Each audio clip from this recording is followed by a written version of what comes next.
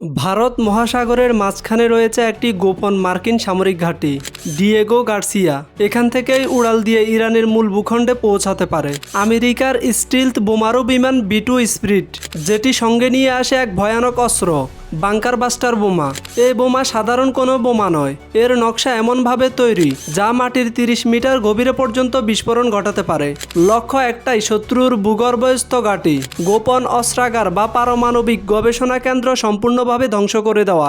ইরানের ফোর্ডে পারমাণবিক কেন্দ্রে এর একটি বড় উদাহরণ, যা পাহাড়ের নিচে লুকানো। ঠিক এমন জায়গার জন্যই তৈরি হয়েছে এই অস্ত্র। এই বোমার ইতিহাস শুরু হয় 1991 সালের ইরাক যুদ্ধ থেকে। তখন আমেরিকা বুঝতে পারে শত্রুর অনেক ঘাঁটি এমন জায়গায় প্রস্তুত করা হয় যেখানে সাধারণ বোমা পৌঁছাতে পারে না। তখন গবেষণা শুরু হয়, তৈরি হয় GBU-24 নামের প্রথম বাংকার বাস্টার, যার ওজন প্রায় 2 টন। এতে ব্যবহার করা হয় ট্রাইটোনাল নামের এক ভয়ানক বিস্ফোরক, 80% TNT ও 20% অ্যালুমিনিয়াম পাউডার।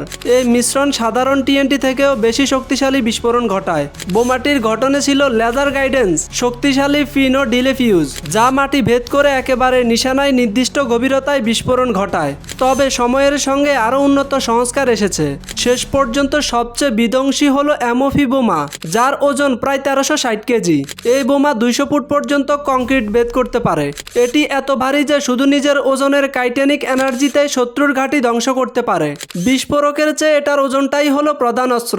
এই অস্ত্রের মূল লক্ষ্য হলো ইরান বা উত্তর কোরিয়ার মতো দেশের গোপন ভূগর্ভস্থ সামরিক ঘাঁটি। তবে ইরানও চুপ করে নেই, তাদের রয়েছে আধুনিক ক্ষেপণাস্ত্র, ড্রোন বাহিনী, সাইবার যুদ্ধের প্রস্তুতি এবং পাহাড়ের নিচে লুকানো গবেষণা কেন্দ্র।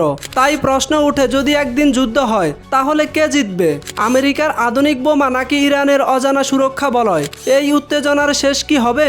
শেষ পর্যন্ত এই সংঘর্ষের গল্প কোন দিকে গড়াবে তা জানতে চোখ রাখুন আমাদের পরবর্তী ভিডিওতে। তো ভিডিওটি ভালো লাগলে লাইক দিন, বন্ধুদের সঙ্গে শেয়ার করুন এবং নতুন ভিডিও মিস না করতে চাইলে সাবস্ক্রাইব করুন এখনই। ভালো থাকবেন, ধন্যবাদ।